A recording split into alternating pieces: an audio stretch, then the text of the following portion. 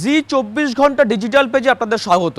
আরজিকর মামলা সবার মনে রয়েছে এবং এটাও স্পষ্ট করে অনেকেই জানেন দর্শকরা যে আরজিকর মামলা নিয়ে ভিকটিমের মৃতের মা বাবা তারা আশা হারিয়েছেন। তারা বারবার ধরে বলছিলেন যে সিবিআই প্রপার ইনভেস্টিগেশন করছে না, সিবিআইয়ের হাত কোথাও কি বাধা রয়েছে। তারা বারবার করা নিয়েছেন কলকাতা হাইকোর্টে, তারা চেয়েছেন ইনভেস্টিগেশনটা আবার হোক।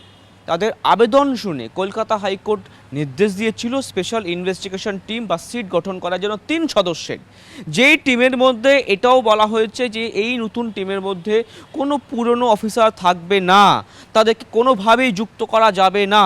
সেই নির্দেশকে মাথায় রেখে কিন্তু নতুন সিট তারা ইনভেস্টিগেশন স্টার্ট করে দিয়েছে। সিবিআই সূত্রে খবর তাদের অগ্রগতি সংক্রান্ত রিপোর্ট তারা কলকাতা হাইকোর্টে জমা দিয়েছে। সেখানে তারা উল্লেখ করছে এইটা যে প্রায় 15 জন বা 16 জন ব্যক্তিকে নতুন করে জিজ্ঞাসাবাদ করা হয়েছে, তাদের বয়ান সংগ্রহ করা হয়েছে।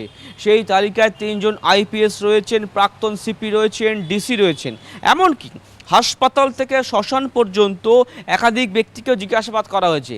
এই ব্যক্তিরা প্রত্যেকেই নতুন, তাদের প্রত্যেকটা ব্যক্তির নতুনভাবে বয়ান সংগ্রহ হয়েছে।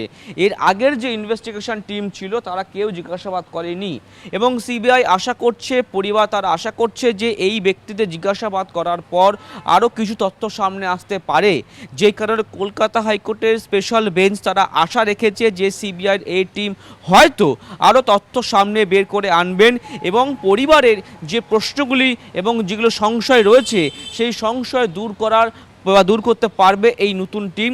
সেই কারণে কলকাতা হাইকোর্ট কিন্তু আস্থা রেখেছে। সুতরাং অগ্রগতি রিপোর্ট আরও একটি জমা পড়বে, তার উপর সিদ্ধান্ত নেবে কলকাতা হাইকোর্ট যে নতুন করে আবারও ইনভেস্টিগেশন ডিপলি প্রয়োজন রয়েছে কিনা। মনোজের সঙ্গে অন্নবংশু, জি 24 ঘন্টা, কলকাতা।